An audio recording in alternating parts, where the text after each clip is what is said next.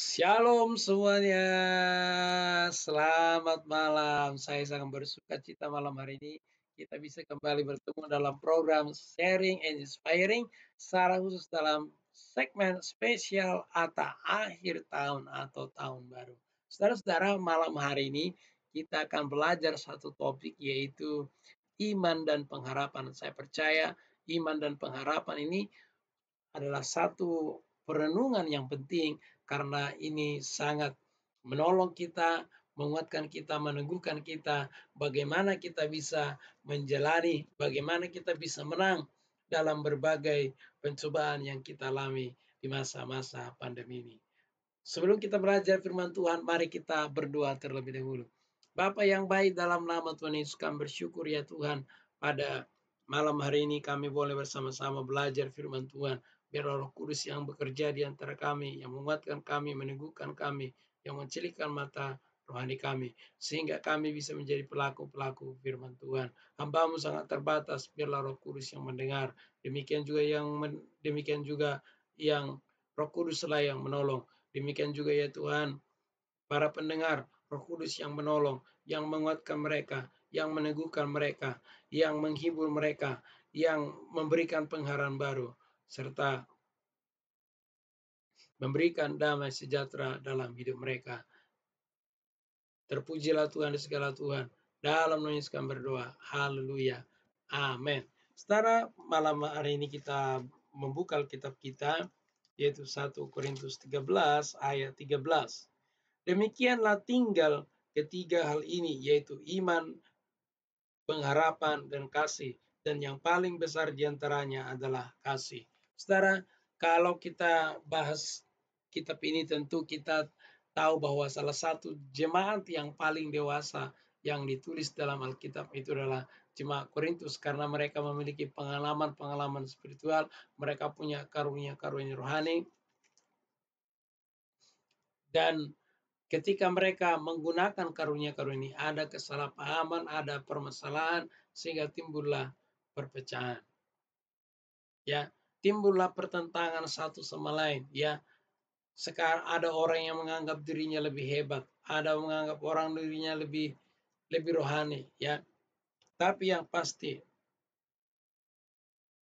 Rasul Paulus berkata di pasal 13, yang utama adalah kasih.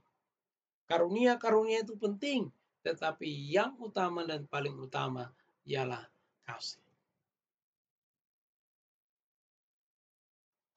Dan tiga terbesar diantaranya, memang yang terbesar itu iman dan pengharapan, yang paling besar diantaranya adalah kasih.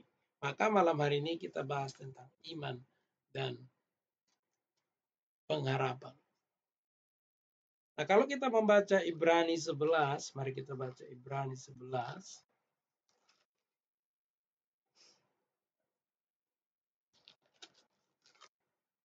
Iman adalah dasar dari segala sesuatu yang kita harapkan dan bukti segala sesuatu yang tidak kita lihat. Setelah saya mundur sedikit, kita bahas yang pertama dulu, yaitu bukti dari segala sesuatu yang tidak kita lihat. Iman itu sebenarnya adalah, dalam konteks ini adalah sebagai satu bukti, ya, sebagai bukti bagi kita. Sebagai bukti apa yang tidak kelihatan. Saudara pernah berkata, saya imanin ini, saya imanin ini, padahal secara kasat mata kita belum melihat, ya. Tetapi karena kita sudah imani, kita sudah punya bukti, maka tinggal menunggu.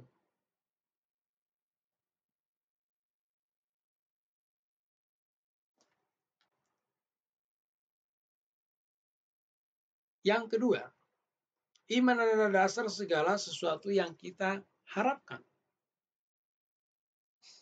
Iman itu adalah dasar kita berharap. Kalau kita tidak punya iman, ya nggak bisa berharap. Apa yang kita harapkan kalau kita nggak beriman? Iman dan pengharapan ini kalau boleh saya katakan seperti dua sisi mata koin yang tidak bisa dipisahkan satu sama lain.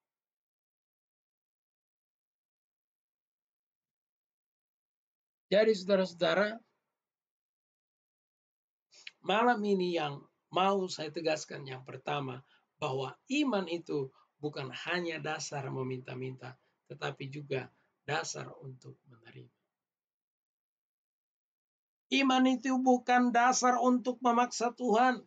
Iman itu bukan dasar memaksakan kehendak kita kepada kehendak Tuhan sehingga terkesannya rohani. Bukan. Iman tidak hanya sekedar itu. Bukan hanya sekedar bunyi. Tetapi iman itu sebagai dasar menerima semua perbuatan tangan Tuhan dalam hidup kita. Entah itu baik ataupun yang kurang baik. Kita bisa terima.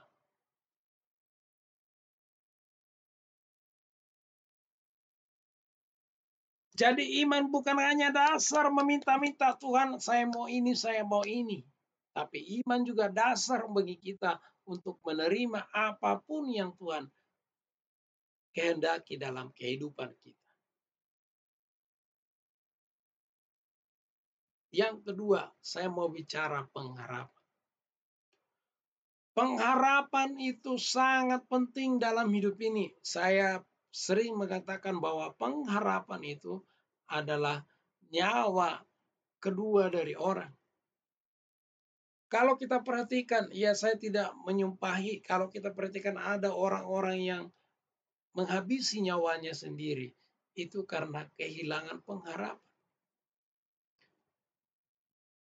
Saudara dan saya, pengharapan kita bukanlah manusia, pengharapan kita bukanlah harta, pengharapan kita adalah yaitu pencipta langit dan semesta.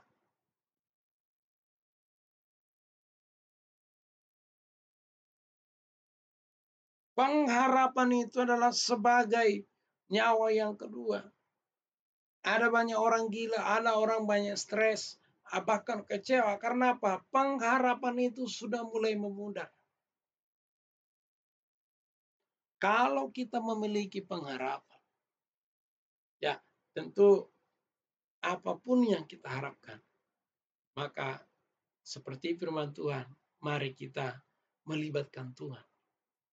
Ya, mari kita melibatkan Tuhan. Sehingga pengharapan kita itu tidak mengecewakan. Jadi saudara-saudara, malam hari ini ada dua hal yang sangat penting yang mau saya tegaskan. Yang pertama itu berbicara iman. Iman bukan hanya sebagai dasar meminta-minta, iman juga bukan hanya sebagai bukti. Tapi iman itu juga sebagai dasar menerima apapun keputusan Tuhan di dalam hidup kita.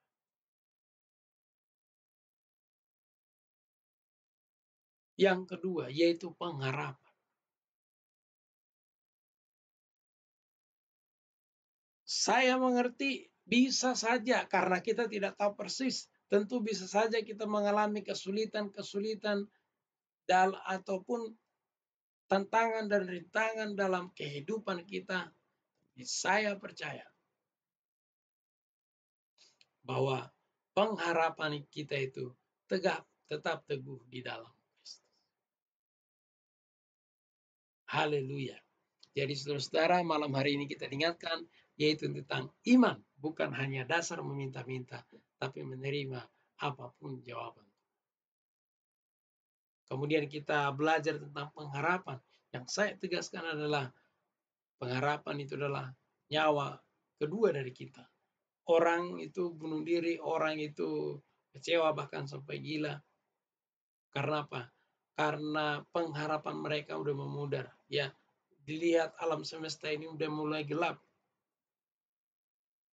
Tapi beruntung kita, saudara-saudara, kita memiliki iman di dalam Kristus. Kita memiliki pengharapan di dalam Kristus. Haleluya. Saudara-saudara, mari kita sebelum kita akhiri renungan malam hari ini, mari kita berdoa. Bapa yang baik, dalam nama Yesus yang bersyukur malam hari ini. Terima kasih buat firman-Mu, kami diingatkan ya Tuhan. Supaya kami tetap ada dalam kehendak Tuhan. Bapa, sebelum kami beristirahat malam hari ini, kami menyerahkan seluruh tolak hidup kami.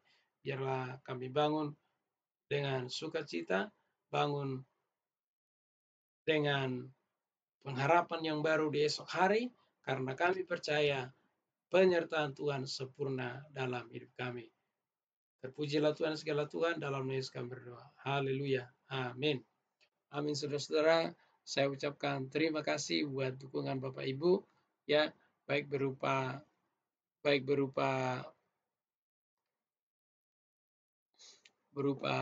like ataupun share. Dan bagi Bapak Ibu yang belum tekan tombol subscribe-nya, silakan tekan tombol subscribe-nya, karena besok kita akan masuk dalam renungan malam dan kita akan mulai dari Kejadian. Ya, sekali lagi terima kasih buat dukungannya. Doakan terus ya, biar channel ini, program renungan ini bisa memberkati banyak orang. Saya Dr. Tulo Marbun mengucapkan terima kasih banyak. Selamat tahun baru, selamat beristirahat bagi kita semua. Haleluya.